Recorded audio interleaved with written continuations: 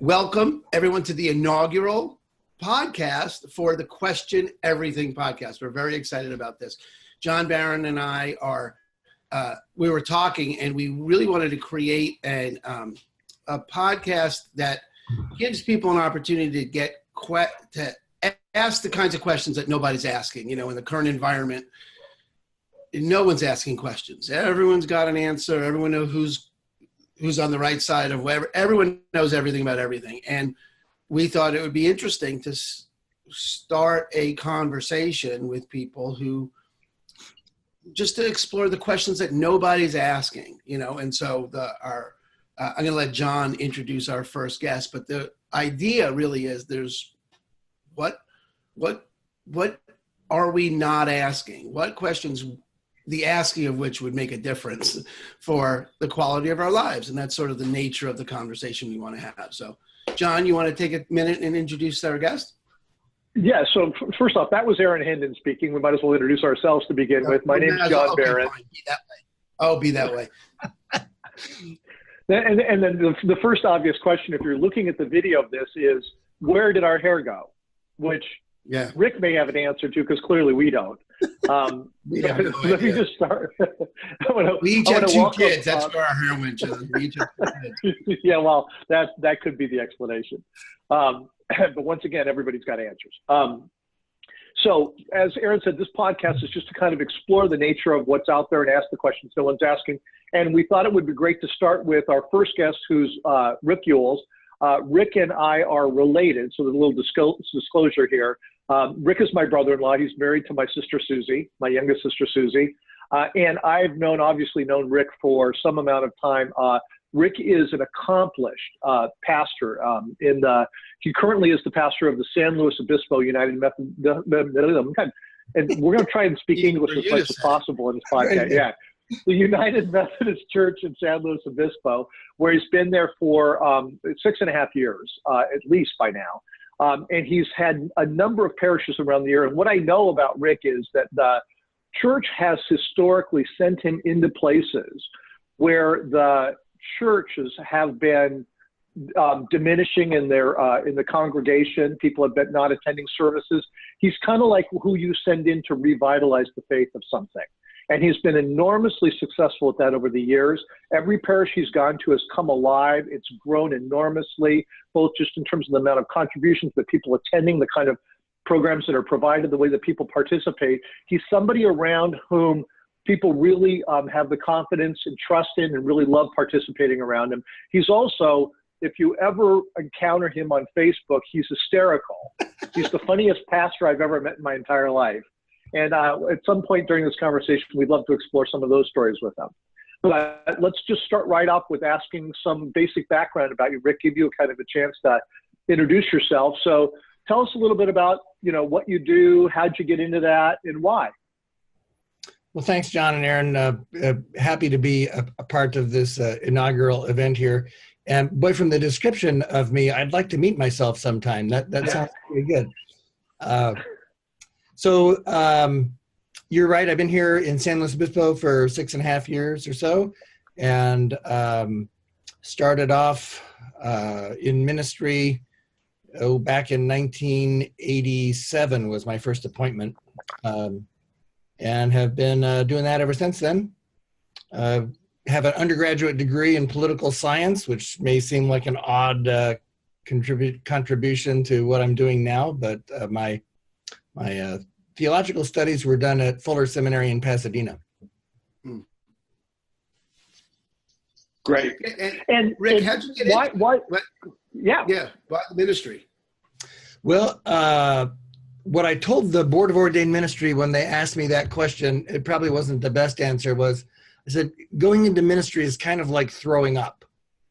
You can try to put it off as long as you want, but if it's going to happen, it's inevitable. It's going to happen no matter what. So that was met with profound silence upon that statement, but they passed me anyway. I'd probably wrestled with what we would call a call to ministry.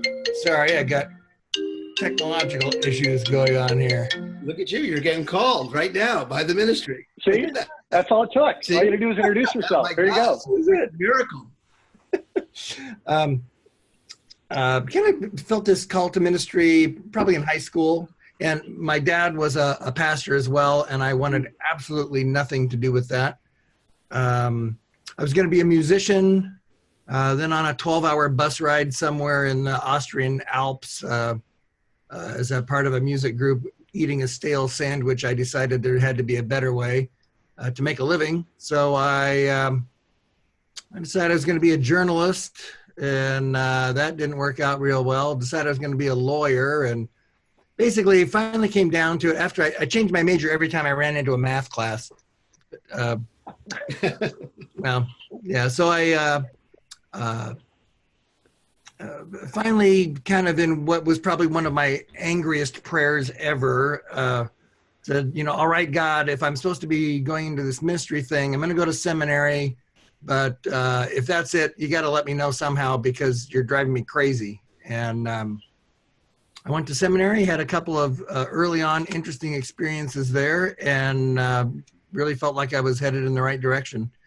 I would say my call to ministry, if that's what it is an ongoing one, as it is for many of us who choose to be in ministry. Well, what I like to tell my parishioners is that, because they ask that question, do you ever feel like you should do something else? And basically, every Sunday afternoon, I feel like I should do something else. But so far, it's been a great ride. I get to do a lot of really interesting things in people's lives and just share the journey with them, and glad to be doing it. It's great. Great. Thank you. Yeah, really inspiring. And Rick, as as you finish wiping off your face. So in the world, we're in a world where, religion is, as it always is, an ever-evolving solution as perceived by the people who practice it or don't practice it. Uh-huh. What challenges would you say that you're facing in serving the community that you serve? What do you see out there when you're dealing with your folks? Yeah, great question. I think, one of the biggest things I faced here, like probably most pastors do, is that religion in general, and I think particularly traditional sort of expressions of the Christian faith, are seen as being more and more irrelevant in the world in which we live. I think that's particularly true here on the West Coast, where there's so many other things to do. And I think when I was growing up in Colorado, moving around a little bit, the question was always, well, where do you go to church? If somebody had asked if you go to church, it would have not even made any sense because everybody went to church. So the question was, where do you go to church? And that question, I don't hear that question anymore, particularly here on the West Coast. It's more of, if it comes out that you go to church, people will go, well, why would you do that? I think certainly the scandals that the Christian church has been a part of historically and certainly recently don't help anything out. I think the title of your podcast, Question Everything, probably is very relevant because we do question everything. And I realize when people walk through the door of my church, they're already questioning when they walk through the door, and they're wanting to explore things. They're not wanting pat answers. And the denomination I'm a part of really encourages questioning, which is one of the reasons I'm in it. One of the challenges that we face being a kind of a progressive congregation in a city that's oddly fairly conservative for being a college town is that there are those bigger churches that are very conservative, and there isn't any questioning that goes on.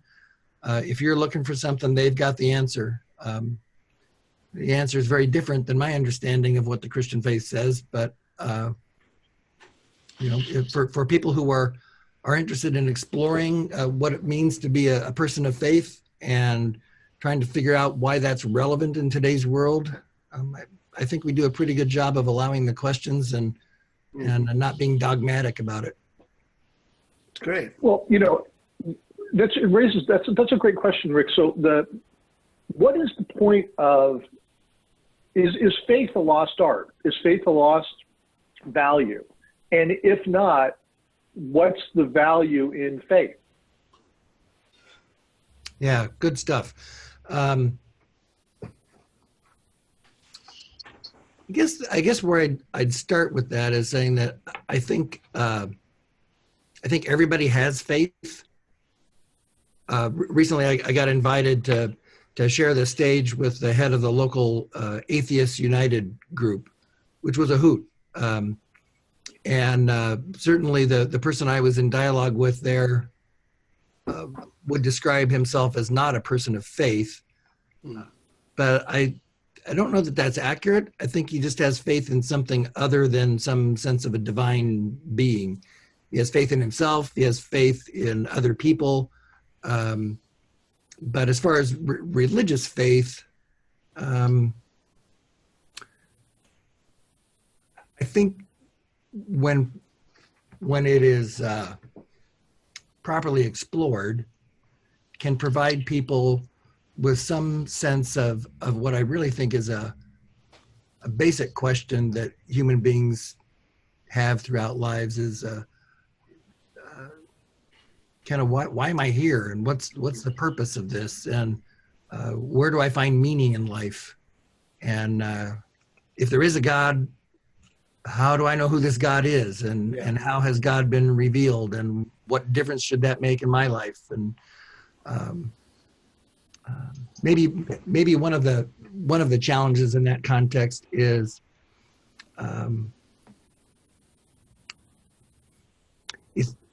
particularly in the congregations I've served, we're so consumer oriented that it's difficult to get folks to an understanding that we're not looking for spectators.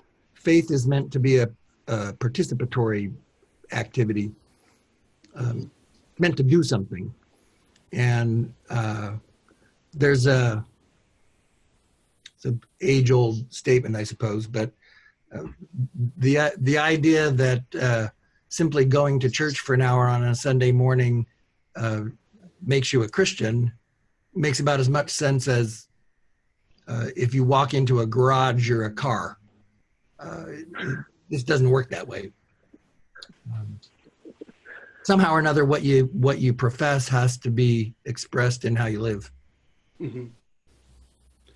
Do you it's think, interesting. Go ahead. Well, yeah, Rick, you said something I thought I wanted to ask about, and that's if people explore their faith, it's worth, it becomes worth something. Uh-huh. And I think what you're pointing to is that thing, like, it's not just on Sunday. It's not even just enough to accept it. Like I don't know, accept gravity. It's not, no one's really in the business of, well, I guess some people are in the business of testing gravity, but you know what I mean? You're not, you're not really testing gravity. It's just the way it is. You seem to be pointing to that if you really were engaged in pressing the edges of your faith, it'd become more valuable, more useful, more profound in some way, as opposed to just accepting it. Are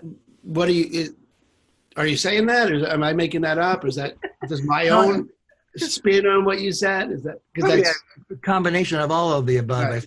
Right. I think one of the I'm not sure where this road will lead here, but one of the problems that I have, this kind of dear to my journey, is that I think there's a big difference. As a Christian pastor, obviously, mm-hmm. I think there's a big difference between the Jesus that gets portrayed in the American church Mm-hmm. and the Jesus that gets discovered in historical scriptures. As a matter of fact, there's a theologian named Tony Campolo, and he got himself kicked out of his church by saying that if the Jesus of Scripture were to run into the Jesus that the American church has created, that the two wouldn't recognize each other. Mm. And I, for me, the Christ is one who turned every establishment upside down. He was in constant conflict with the political structure of his day. He was in constant conflict with the religious structure of his day. The people that both of those groups said weren't worth anything were the people that he hung out with. The people that he brought a message of, there's something worthwhile about who you are just as you are.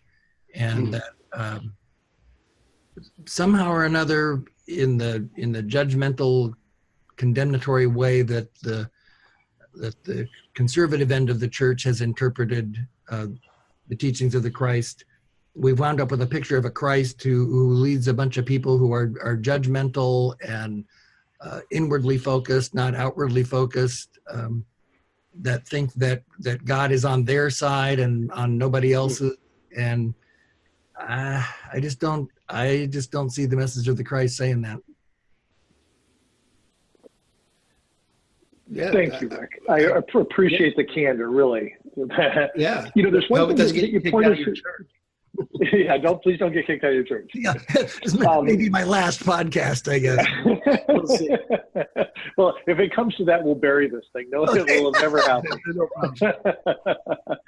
One of the things that you were talking about is the phenomenon of the West Coast and kind of the culture of America. And, one of the questions it raises is, if you look around the world and where you find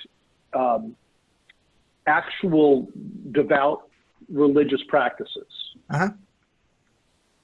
where you would locate that in terms of the socioeconomic strata of the places that are like that, it raises a question called, is religion for the poor? Or how do you, if what happens as we get successful is we get enamored with our own abilities, right? Or disillusioned about the fact that we have a world that we think we caused, as opposed to that we happen to be born in a time and a place where this is all possible, and contrary to places where, that's not all the case, right? Is it that are success and religion incompatible? Or how do you bridge that gap? Yeah, that's it's a great question. I think certainly the tradition that I come out of was founded by a guy named John Wesley, who was an Anglican priest in the 1700s, and who realized that the church had become an elitist structure that merely took care of itself. And although he loved a big church and a big pulpit, most of his ministry was done amongst the poor. There are stories of him going to the coal miners who pretty much were not allowed in the church and preaching to them, and that these people would stand there with the tears making streaks down their faces from the coal dust that was running away, because he told people who the culture devalued that they were valuable and that they meant something. And it was out of that the Methodist Church eventually began. And when it came to the United States, it really spread in a way, it was somewhat unique to other religious faiths at the time, and it was always working with the disenfranchised. The problem came when the church forgot its mission and went from being a faith-based movement that took people who were on the down and out and engaged them in a way that brought them up economically, spiritually, socially. Then they got, citified, if it were, and the Methodist Church became the very institution that it began, it had its roots in working against. And by the time a couple of generations go by, there's nobody who remembers what a conversion was or getting lifted up, because now we've got big buildings and we want to keep those other people out. Well, the people who are out, they'll find a place where they get told that they're not as worthless as what some of us religious folks are saying they are. And, you know, we're struggling with that in my own denomination again right now. And when you say you're struggling with that, meaning grappling with, say a little bit more about that. Sure. What's the struggle? The two things that I would say come to my mind are that, you know, it used to be you build a church, you open the doors, and people come because everybody wants to go to church. That hasn't worked since 1960.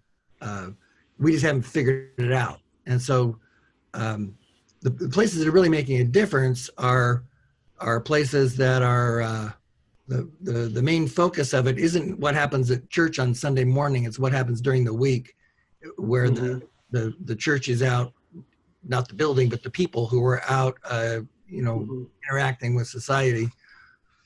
And then the second part of that is my own denomination is on the verge of a historic split over the issues of human sexuality.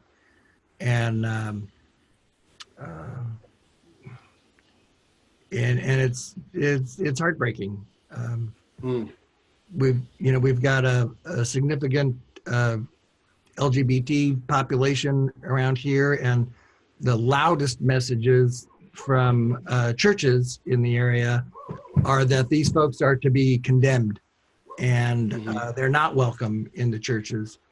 And so mostly what happens is Christians get identified as being people who condemn folks that are different than they are. And folks don't want to come in to be a part of anything related to a church. Then they come to some place like us and they go, well, wait, you know, I can't be a part of your church because, you know, I'm gay. Well, that's just not true.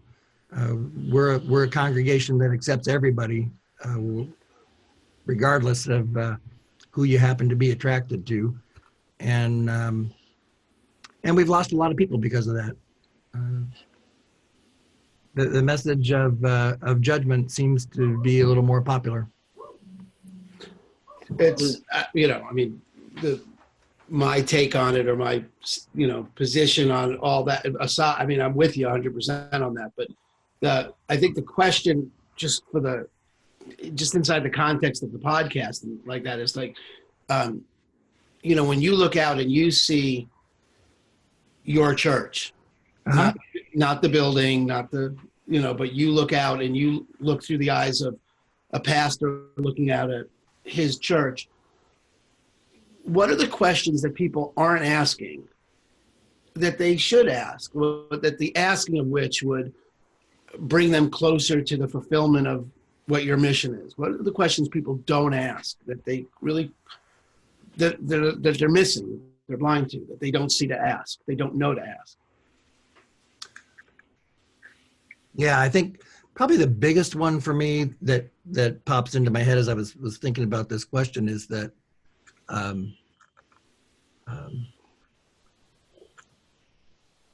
hopefully this gets at an answer to what you're asking. Mostly people don't ask, how can I decide whether what I already think and believe about something is the way I ought to be thinking and believing, or is it something that I need to be open to, you know, throwing out what I've grown up with and looking at something in a new way. You know, I think we've lost the art of dialogue and listening. When we listen to somebody, we listen in order to respond, not in order to have a dialogue. And so I think that actually keeps us from asking the questions, because we hear a question and we're already trying to come up with an answer. At least that's my experience here. They're not asking, from a faith perspective, they're not asking questions about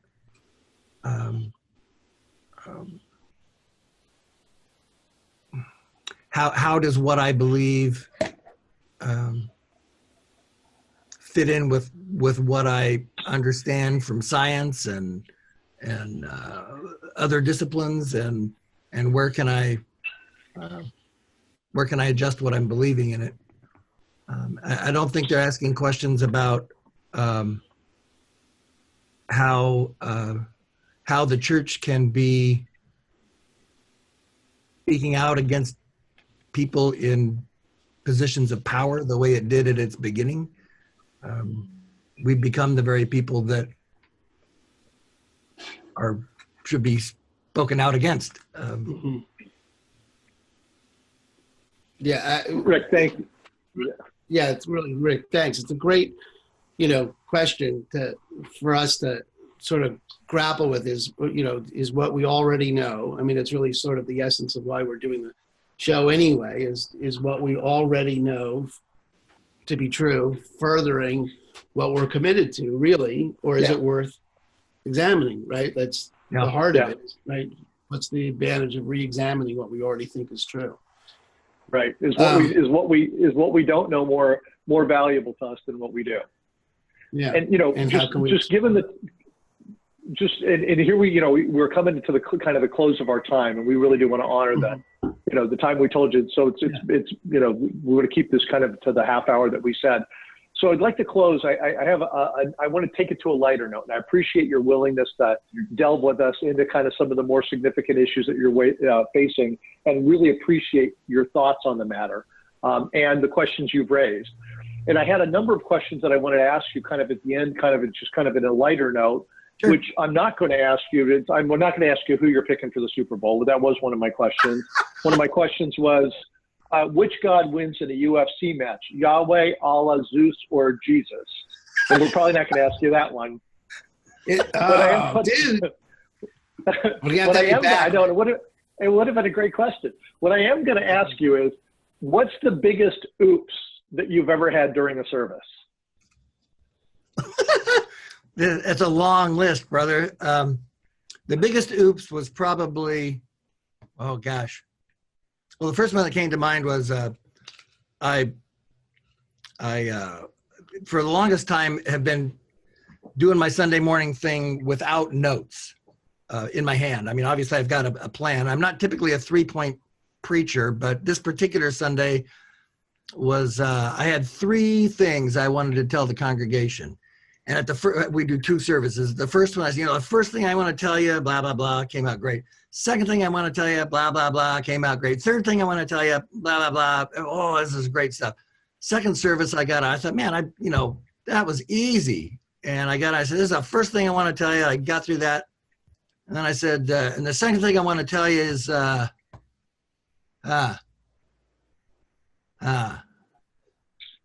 I said, is there anybody who was here at the first service that can tell me what the heck I'm supposed to say next? And it never did come back. The service was half as long as it was supposed to be. And the Cal Poly professors were greatly amused who were in my congregation and somewhat forgiving. But beyond that, it was almost setting fire to the church during worship. It was a Christmas Eve service. And you got time for this? Sure. Yeah. So Christmas Eve service, and somebody had brought me some incense, kind of incense I'd never used before, and we used it for the first service for the children's message, and was great. But I didn't set it on fire, But for the second service, late in the night, I thought, well, I'm going to light some of this. But the person took their incense burner away, so I got a little glass plate and put it on top of a brass candle holder. And having not used this kind of incense before, I thought, well, if a little bit's good, more's got to be better, So I piled up this pile of incense, and my boss happened to be there that night. And we're waiting out in another room, and Jesus? Yes, yeah. Next in line. And my director comes in and goes, "Are you trying to kill me?" I'm like, "What are you talking about?" She says, "I can't sing like that." So I opened the door, as if a fog had rolled in. I couldn't see the end of the sanctuary. I thought, oh my God. So I go up and I grab hold of the plate, which of course is now hotter than hell, and it breaks.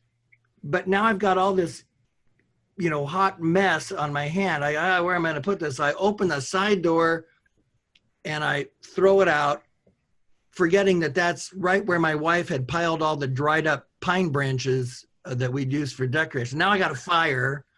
The people are freaking out. And I thought, oh, geez, now I can't find the fire extinguisher. Baptismal font.